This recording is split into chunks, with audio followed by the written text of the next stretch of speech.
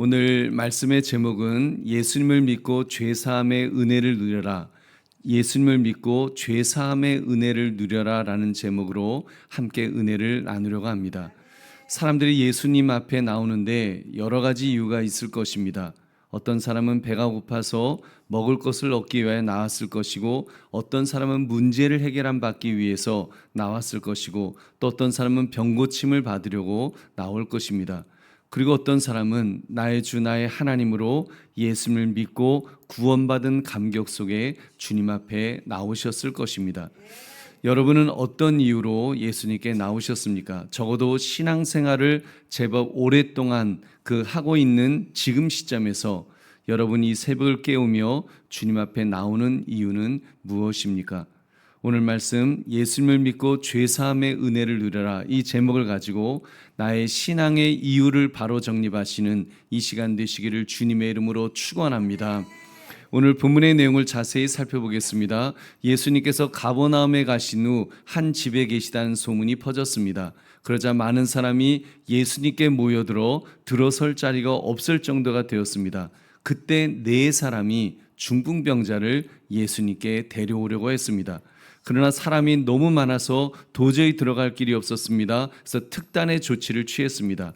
그들은 어떤 일을 감행했습니까? 우리 4절 말씀 같이 읽겠습니다. 시작. 무리들 때문에 예수께 데려갈 수 없으므로 그 계신 곳에 지붕을 뜯어 구멍을 내고 중풍병자가 누운 상을 달아내리니. 아멘. 그것은 지붕을 뜯어서 구멍을 내고 중풍병자가 누운 상을 예수님께 달아내리는 것이었습니다. 굉장히 큰 용기가 필요했겠죠. 자기 희생이 필요했을 것입니다.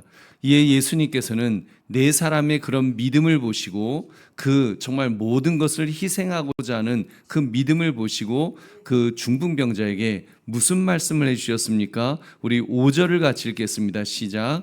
예수께서 그들의 믿음을 보시고 중풍병자에게 이르시되 작은 자야 내 죄사함을 받았느니라 하시니. 아멘. 중풍병자의 죄가 용서받았다고 말씀하였습니다. 죄 용서를 먼저 선포하신 것입니다. 이 말씀을 들은 서기관들은 예수님께서 신성모독을 했다고 생각했습니다. 충분히 그럴만했습니다. 30대 젊은이가 죄 용서를 선포하였으니까 이거 신성모독이라 생각하는 것은 당연했을 것입니다. 그러나 한편으로 보면 또 당연하지 않았습니다.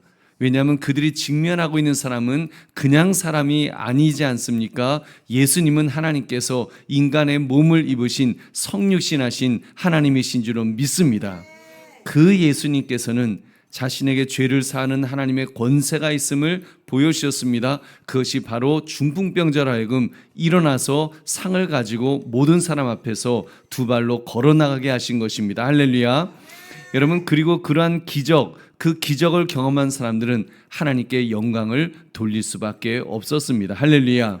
우리 보배로운 성도님들, 이 죄 문제를 온전히 해결할 수 있는 분은 예수님밖에 없다는 사실을 볼 때 여러분은 무엇을 느낄 수가 있습니까?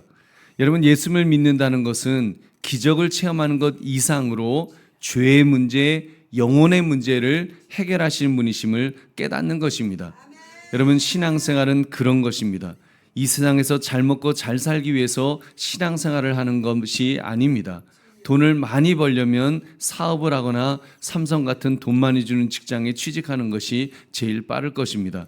여러분, 그렇게 볼 때 우리가 예수님에게 진정으로 기대해야 할 것이 무엇이겠습니까? 죄로 죽을 수밖에 없는 나를 용서해 주시고 구원해 주신 것, 그래서 마귀의 자녀에서 하나님의 자녀로 삼아 주신 것입니다.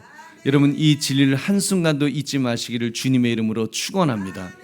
우리 보배로운 성도님들, 오늘 말씀을 나의 삶에 적용해 봅시다. 여러분은 예수님 앞에 나오게 된 근본적인 이유가 어디에 있다고 생각하십니까? 이 네 사람처럼 중풍병에 걸린 친구가 고침받기 위한 목적, 오직 여러분 그런 것이었습니까? 내가 암과 같은 질병에 걸렸었고 내가 여러 가지 문제로 이 절망에 빠져 있었기 때문에 예수님을 찾으셨습니까? 물론 처음 시작은 그럴 수 있습니다.